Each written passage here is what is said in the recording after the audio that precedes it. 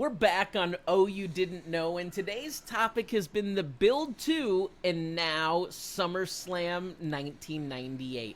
I'm excited. Talk to us about putting together a handicap match with Mick Foley. What's it like? Well, I touched on that briefly earlier. He's a believable guy that, look, me and Billy were young and hungry, and we were working as such. And I say that a lot, but if you go back and watch the stuff, like we brought it, Mick brought it too. And so we knew he's the one guy that could get away with, look, Terry could have done it too.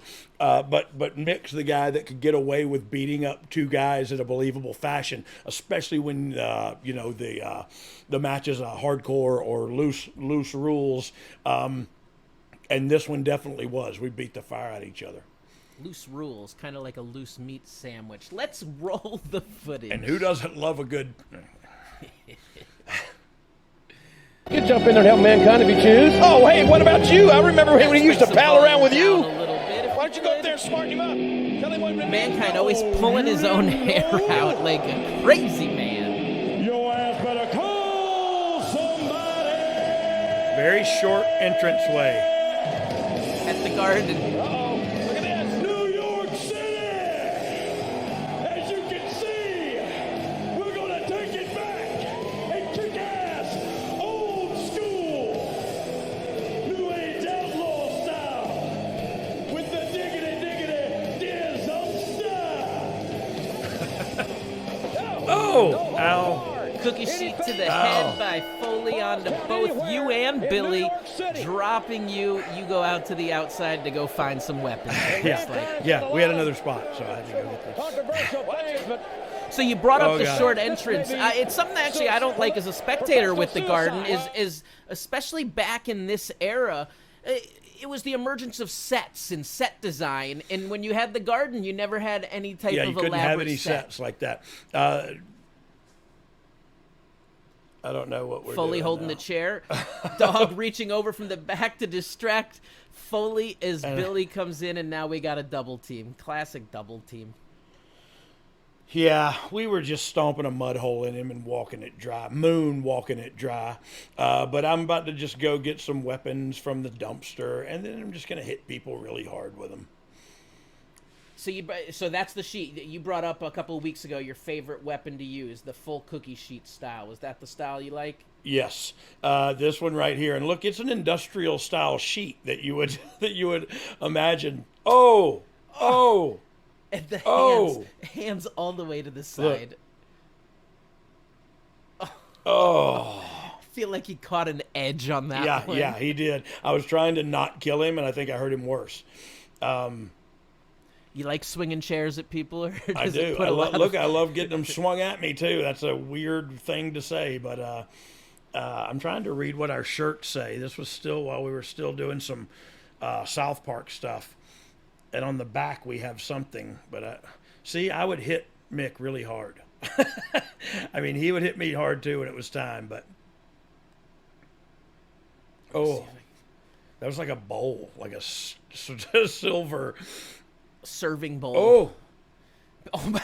Billy took a nasty bump over the top rope like, right look at there. these, Didn't look at land these clean. punches. Big punches by Foley, landing 3 clean with the right. Oh.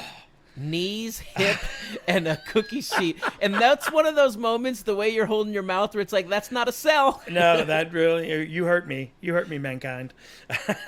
It's that moment where you lick the lip and you're like, I got a fat lip right now. Yeah, I think I taste blood. I'm a fan of the iron taste. I like it. Yeah, it's not bad. It's like putting a penny in your mouth. Dogg climbs back up on his feet, looks for a rising Foley and knocks him down with the back elbow, follows him to the outside. And Foley brings the fight back.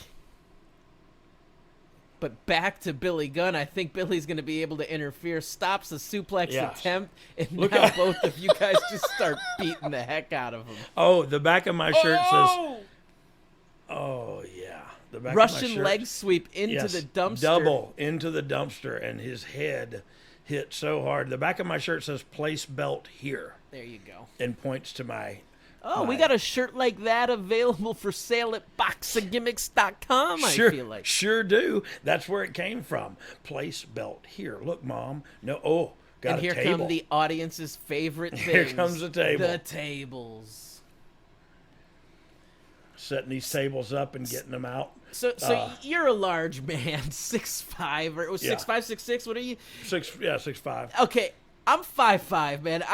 Moving those tables around sucks. They're very difficult. And look, you know what the story is? Like I actually thought I got that table in there really, really quickly. And so I don't know if that was a full Dudley table or if it was just a little 6-footer.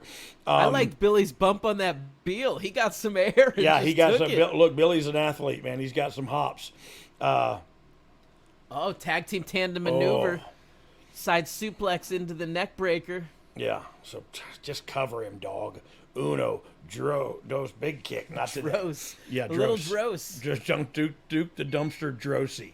Now we're just getting chairs. Oh, no. Now we're just getting chairs and being silly. Oh, you're going to sit them down. Hey, these were some of my favorite gear, too. You got the, I would say, what is that, like a New Mexico Yeah. influence? It's... Oh, God. A little turquoise, a little Native American in there? Yeah. Very cool. Terry, the seamstress, used to really hook me up with those outfits. Powerbomb through the chairs, nonchalant cover. What do you mean nonchalant cover? Nonchalant? I mean, you had your leg crossed. You were in like a relaxed, lazy boy position. I was laying on him with one leg crossed. I thought you were going to light up a cigarette and take a couple of puffs right there. I was going to, but... You seemed to be satisfied. And now the title comes in. Here we go. Oh, Spike pile driver being set up. On the title. Oh. Crunched his neck. You see it compress and bend. Yeah. Folds himself up, and there you have it. Here we go. Let's cut the audio back up. Cut it! Your new World Wrestling Federation Tag Team Champions of the World! The Road Dogg, Jesse James! The Badass Billy Gunn! The New Age Outlaws! I got to imagine that just gave you goosebumps. Ever you or anybody else come out here and say that they can beat the Outlaws, now we're putting you in the garbage where you belong. Come on, guys. Oh, I Billy's think enough is enough. What do you think, King? I just dragging Foley to the outside, Look at hoisting Billy's him gonna onto squat him. Billy's shoulders, Oh, look at this. and throws him into the trash. Basura! I don't know what that means, but get in the trash can. Trivia notes, this was Billy's 6th reign as WWF Tag Team Champion, which was an all-time record for the promotion. Previous record was 5, held by both Mike Rotunda and Tony Gurria. I was the king of getting up on the top rope after the match, like in getting my crap in. Oh God, where'd Kane come from? He's been in there the whole time? Oh, Kane God. has a sledge. He has a sledgehammer. What's he going to do? Oh, he's just like a mortar and pestle. Oh, he just killed a man. Kane just killed a man with a trident. He Gallagher'd him. Yeah, he did. It looks like a watermelon exploded in the bottom of that. Look, we just ran. You don't want any part of that. No, not part of Kane. But you notice like that was set up nicely. We talked about how to execute like he had some stuff in there that looked good, that was violent and aggressive and looked like he was taking on 2 guys. But then talking about construction, we started out with fight. So we ended with the promo. You know what I mean? And it gave him an opportunity to say all that. I thought it was well done. Dogg, the critical analysis was that this match didn't work on many levels. As mentioned before, a match with Foley at this stage has such high expectations that it sometimes could be difficult to live up to.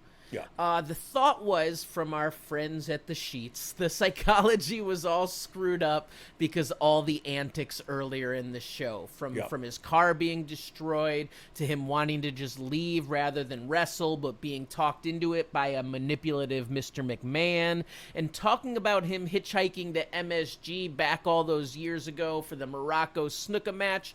It made him a sympathetic character, particularly going 1 against 2. However, the Outlaws are baby faces, so the crowd wasn't reacting as much as they should have, so to speak. I get that. Mankind gets his head smashed into the dumpster hard a few times, took hard shots to the head with the pans, blah, blah, blah. Hey, we took some hard shots too. But yeah, look, it is what it is, right? We were doing some storytelling. They were going off on to bigger, better things. It was a stopgap to put the titles back on us and to put some more fire on Kane and Mankind. So I thought it worked. You can Absolutely. Look, you can criticize it all you want to, but I just want you to know it's a lot easier to sit out there and criticize than it is to sit in here and create. But you felt good about the match after? Yeah, heck yeah. Look, it was aggressive. Like, I thought that we scrapped. You know what I mean? I was hitting him and he was hitting me, and Billy was doing the same. Billy always did. But I liked it. We gave them what they wanted at the end, the new champs. I don't know. Look, you can critique it if you want to, and I understand that. There are legitimate critiques out there, but it is what it is, right? It's wrestling. We are the masters of our own destiny. We've said it before. We'll say it again. All right, Dogg, let's get back to this. What did you think of the match? You said you liked it, you felt good, you worked stiff, and you put on a show. Yeah, and look, that's what we did. We slid the dumpster out there. We cut a little promo on the way. Not long because of that entranceway. We started fighting right away. We got into it. We got out of it pretty quick. Mission accomplished. Tag titles back on us. Mick and Mankind and Kane storyline continued at the end of it. He Gallaghered him with the sledgehammer, and he wasn't even wearing a poncho. And so, look, I got no complaints about it.